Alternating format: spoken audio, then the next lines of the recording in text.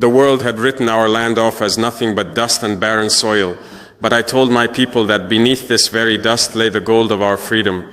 Then in a single day we earned 1.1 billion. In an announcement that caught global markets off guard, the government of Burkina Faso revealed it had secured a landmark $1.1 billion oil deal, immediately placing the landlocked West African country into the spotlight of the international energy sector.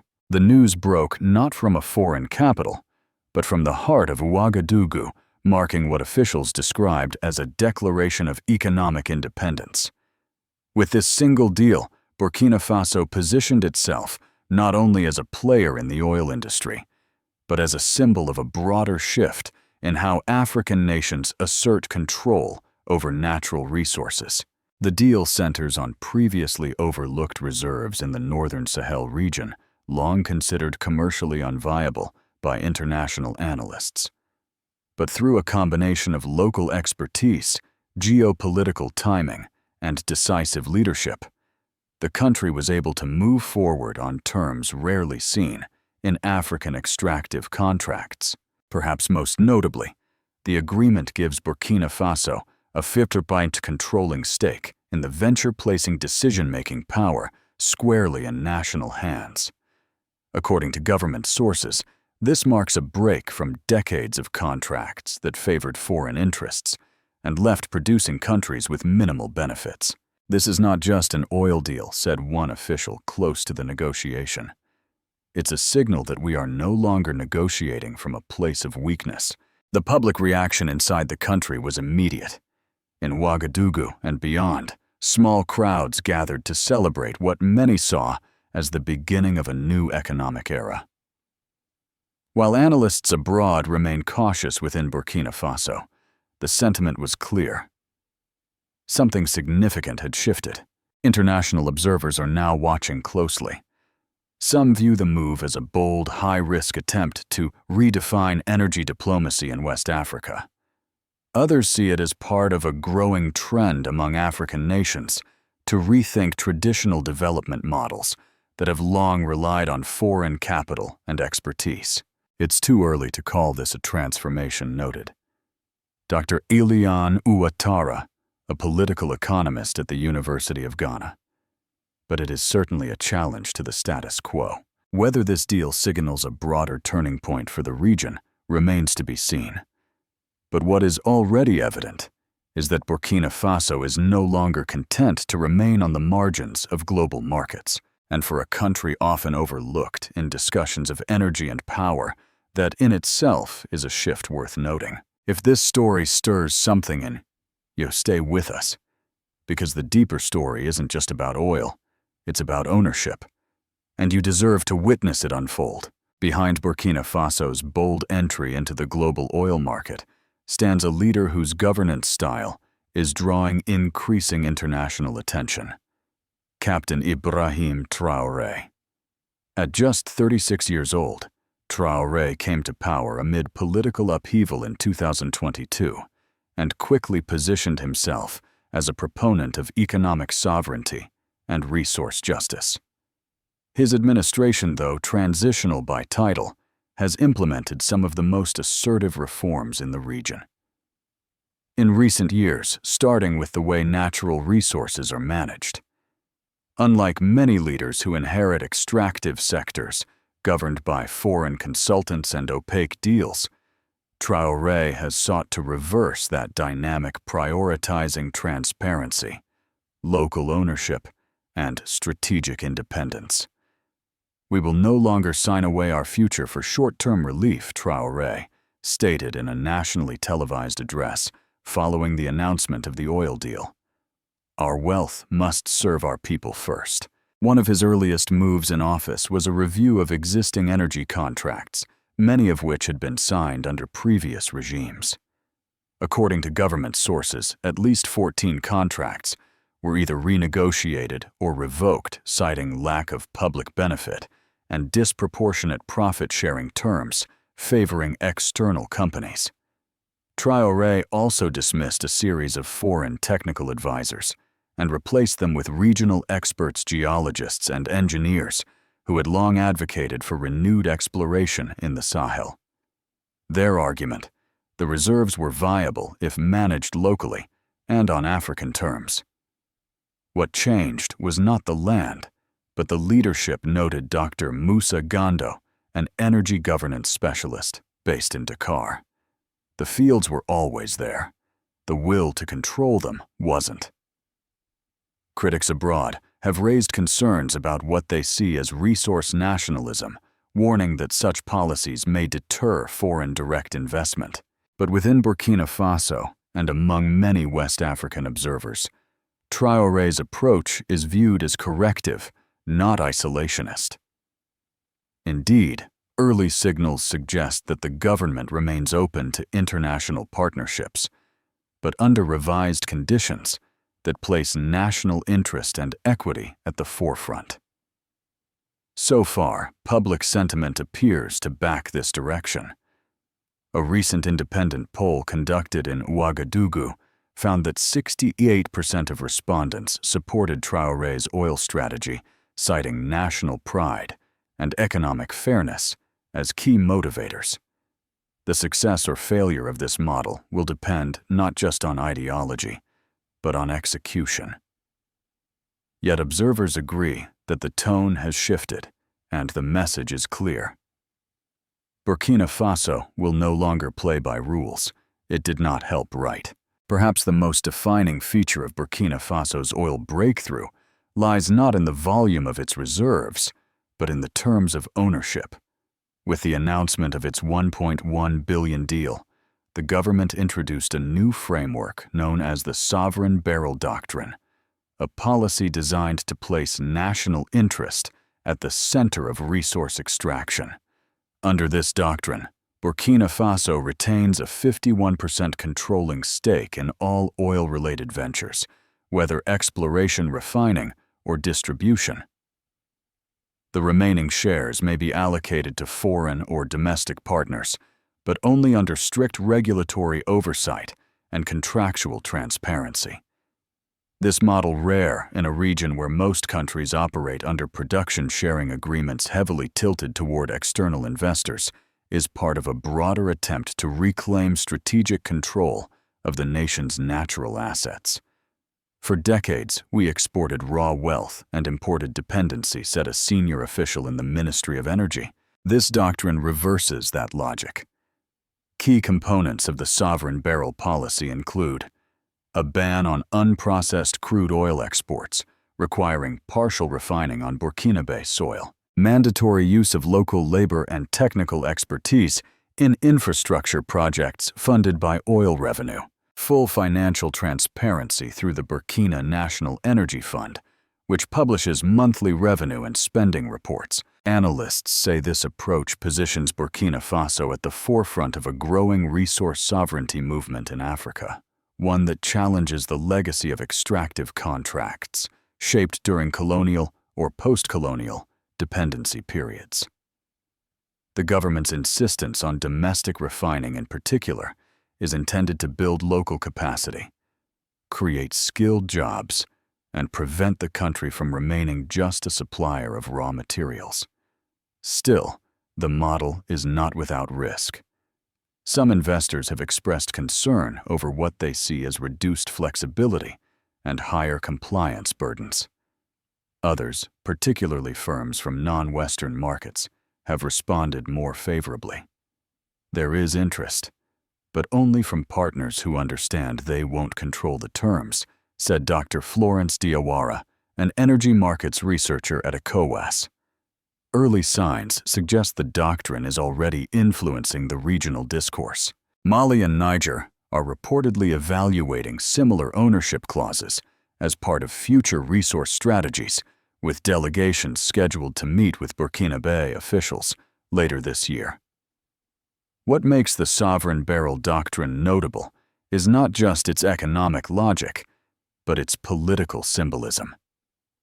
By codifying national ownership into law, Burkina Faso is seeking to ensure that oil wealth does not bypass public accountability, a problem that has plagued many producers across the continent. We are not exporting oil said President Traoré in a recent interview. We are exporting a new way of thinking. If this model speaks to your hopes for Africa's future, let your voice reflect it. Comment, share, and carry this conversation further, because new doctrines only live if they're heard.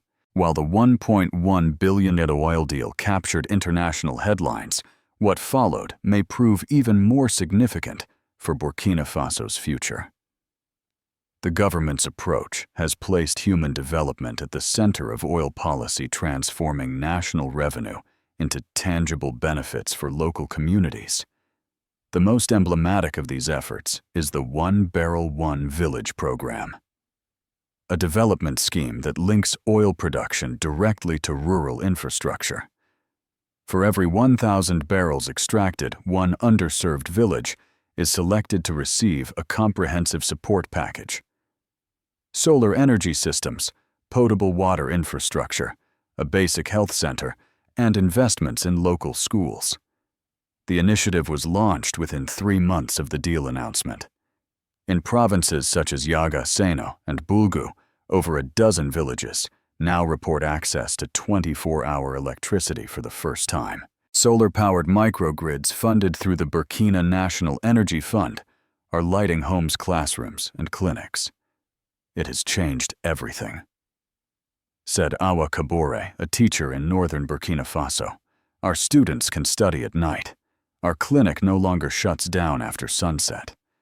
According to the Ministry of Infrastructure, rural electrification in targeted zones increased by 24% in just 6 months, a pace previously considered unattainable given the country's geography and fiscal constraints. Healthcare delivery has also seen improvement.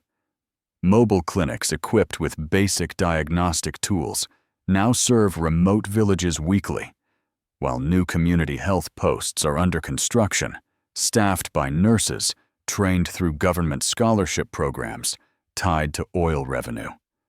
The education sector is receiving parallel investment. Several technical schools are being equipped with new laboratories focused on energy and environmental sciences, with curricula designed to prepare a local workforce for roles in refining logistics and safety. Beyond infrastructure, the program is also focused on community participation and gender equity. Local development committees help determine how funds are used. Women's agricultural cooperatives have received micro-grants from oil revenues to establish processing units for shea and millet, increasing both incomes and autonomy. International development experts have taken note. A recent report from the African Development Bank described One Barrel, One Village as a bottom-up approach to resource-backed development, with strong emphasis on transparency and local agency. Still, challenges persist. Some areas face logistical delays and supply chain issues. Advocacy groups have called for clearer criteria on how villages are selected and more rigorous tracking of implementation. Nevertheless, the overall momentum suggests a shift. In a region often characterized by top-down development efforts, Burkina Faso is piloting a model that allows communities to experience the direct impact of national wealth without waiting for trickle-down effects.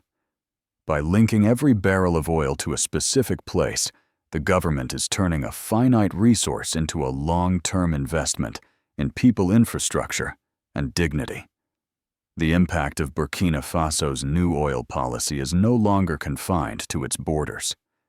As the sovereign Barrel Doctrine and development-focused reinvestment model take hold, neighboring countries and regional blocs are beginning to take notice.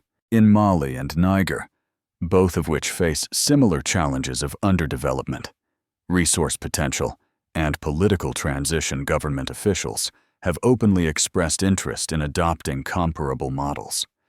Delegations from both countries have visited Ouagadougou in recent months to study Burkina Faso's contract structures and implementation methods. We see Burkina Faso as a case study, said a spokesperson for Mali's Ministry of Energy. They've demonstrated that even smaller economies can demand better terms if they're clear and united. The West African Economic and Monetary Union WEMO has also requested a technical briefing on Burkina Faso's oil framework, and the African Union Commission on Economic Development has acknowledged the approach as an example of sovereign-oriented policy design with community-centered outcomes. At the grassroots level, Pan-African civil society movements have seized on the moment. Campaigns like Own Our Resources and #Africa Negotiates have gained traction online, especially among younger generations, advocating for a new era of resource justice. These developments reflect a broader shift in tone across the region, from acceptance of externally driven contracts to a desire for negotiated partnerships based on mutual respect. Not all responses have been enthusiastic. In France, Burkina Faso's former colonial power policymakers have expressed concern that the trend could reduce French firms' competitiveness in the Sahel. A confidential note leaked to French media suggested a strategic recalibration of France's regional engagement, particularly in energy. In contrast, China has moved swiftly. Representatives from the China National Petroleum Corporation reportedly held meetings in Ouagadougou just days after the revenue plan was announced, signaling potential interest in future investment within the new Burkinabe ownership structure. Western consulting firms once embedded in the region's energy planning processes are beginning to lose ground. Some have warned that strict domestic ownership rules could limit capital inflows, but others admit that the political momentum is undeniable. It's not about the size of the reserves, said Dr. Amina Coulibaly, a researcher at the West Africa Policy Forum. It's about who controls the narrative, and right now Burkina Faso is writing it. President Traoré has responded to international attention with a consistent message: Burkina Faso is open to cooperation, but on equal terms. "We are not closing the door," he said in a recent interview. "We are simply asking to sit at the same table." In a region long shaped by unequal contracts and power asymmetries, Burkina Faso's assertiveness is being viewed not only as a policy shift, but as a symbolic correction, a recalibration of how African nations engage with global capital. Burkina Faso's oil strategy, though, born from modest reserves and a landlocked geography, is beginning to ripple through global energy and policy circles. The reaction has less to do with volume and everything to do with precedent. Across major energy capitals, observers are paying attention to how a small West African nation is challenging long-standing norms around natural resource governance ownership and investor engagement. In Paris, the response has been swift and concerned.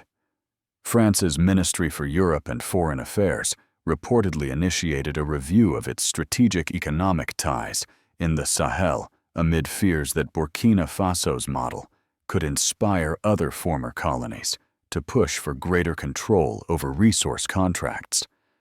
Officials close to the matter described the situation as a potential inflection point in the Francophone energy sphere. In Washington, analysts at the State Department's Africa Bureau and the U.S. Agency for International Development USAID have flagged Burkina Faso as a priority watch case.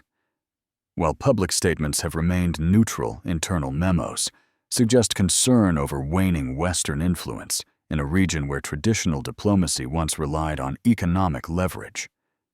The reaction from China, by contrast, has been notably pragmatic. Within days of Burkina Faso's announcement, officials from Chinese state-owned enterprises held quiet exploratory talks in Ouagadougou. Their reported position: they are open to working within the new national ownership framework, provided investment conditions remain stable. Some global energy firms have voiced reservations. Executives at several multinational oil companies, speaking off record, cited Burkina Faso's 5% domestic ownership rule and mandatory local processing as structural barriers to scale. Others, however, acknowledge that the policy reflects growing expectations across emerging markets for fairer terms and localized benefit. To address skepticism, Burkina Faso's government has adopted a proactive transparency strategy.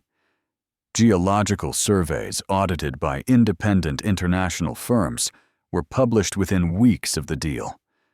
Monthly revenue reports from the Burkina National Energy Fund are publicly accessible, and spending allocations are tracked in real time. "We know what skepticism looks like," said Finance Minister Seydou Kientega. "So we're responding with facts, not rhetoric." The government has also rejected the use of offshore shell structures, a move welcomed by anti-corruption advocates. In a particularly bold step, 14 contracts signed under previous administrations were annulled after being deemed exploitative or opaque. These measures have stirred debate in global finance forums. Some praise the model as an assertion of agency in a historically imbalanced system. Others warn it may limit Burkina Faso's ability to attract large-scale capital. Still, many agree on one point. Burkina Faso is no longer passively participating in the global energy conversation. It is actively shaping it. "They haven't changed the size of the oil market," said policy analyst Leon Vandenberg. "They've changed the moral equation." As Burkina Faso's oil policy continues to unfold, its broader significance is becoming increasingly clear. This is no longer just a national development story. It's a continent-wide signal that resource governance in Africa is entering a new chapter. At the heart of this shift is a growing sense of agency. For decades, many African nations have engaged with global markets through frameworks designed elsewhere. Burkina Faso is now positioning itself as part of a new generation of states, redefining those frameworks from within. The government's insistence on local ownership, transparent reinvestment, and contract reform has sparked conversations across the continent. Officials from Ghana, Senegal, and Uganda have acknowledged reviewing their own energy policies in light of what they've described as the Burkina precedent. Regional institutions are also responding. The African Union's Department of Economic Development has initiated working groups to study sovereign contract models. Meanwhile, the Economic Community of West African States, ECOWAS, is reportedly drafting recommendations for natural resource contracts that prioritize local value creation. What sets Burkina Faso apart is not only the policies themselves, but the speed and clarity with which they were implemented and the messaging that accompanied them. "This is not about closing ourselves off," said President Traoré in a recent panel. "It's about knowing what belongs to us and how we use it to build, not beg." Public sentiment remains supportive. Community radio programs now broadcast weekly segments on how oil revenues are being spent. Civil society groups conduct independent tracking of infrastructure rollouts. Transparency, long seen as aspirational, is becoming a daily practice. Importantly, the country's approach has reframed the conversation around scale. Burkina Faso does not claim to be a major oil power. What it is claiming is a seat at the table and a right to set its own terms. This is about how a small nation used limited resources to challenge unlimited assumptions, noted Dr. Safia Ndiaye of the Pan-African Policy Institute. Still, the challenges ahead are real. Ensuring sustained implementation, managing expectations, and resisting political pressure from powerful external actors will test the durability of the model. But the path has been drawn, and others are beginning to follow it. As the international order continues to shift amid climate change debt crises and contested global supply chains, Burkina Faso's story offers a different narrative, One not of aid dependency or disruption, but of negotiation clarity and quiet defiance. So what does your map of Africa look like now? If it's changing, share this story. Subscribe to keep walking the path, because the next line in this story might be written by you.